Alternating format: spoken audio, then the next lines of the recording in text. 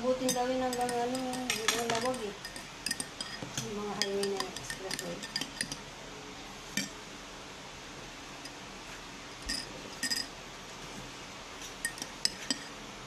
Pero ano na, yung bayad mo sa expressway. Kailan pag nag-bus ka, papasok pa niya. North Luzon.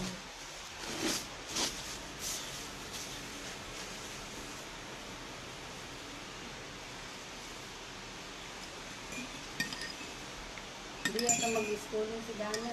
Ano ka maglilinis? Si Arnella.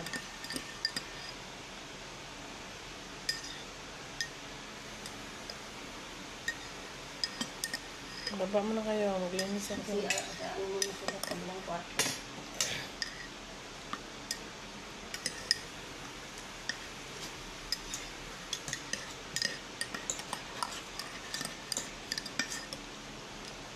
Gusto nila tumanong pa din ang kukunin. Ba yun? Sabi ko na epileptic. Okay man yan si kuya, yung inano mo dyan. Sabihan lang na ano. Sabihin nyo lang na.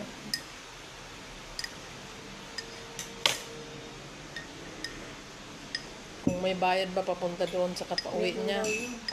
Dapat daw ganun. Para Parang sundo. ayaw nila eh. Mag-ano na lang daw. Mag-swimming na lang daw dyan. Paano pabalik? Mahirap nga pag ano. Kasi alangan magtusam yung guard doon. Ang layo. Punta pa yung guard doon. Wala naman siya. Tatawagan. Buti kung papunta doon. Kasi bukas pa yung gate. Limutan. Tanda na. Kasi sabi ng lalaki, pag hindi siya mag-drive, wala silang kakain ng pamilya niya.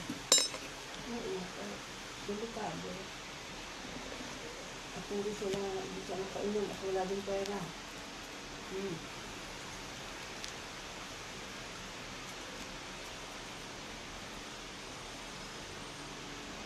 Ako, may ano lang naman.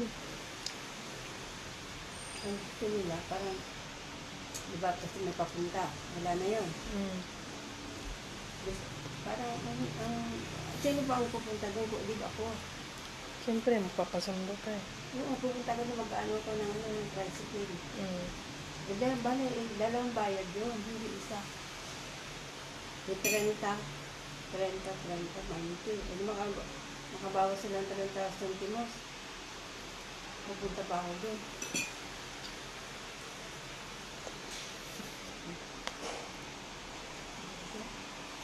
Wala sila.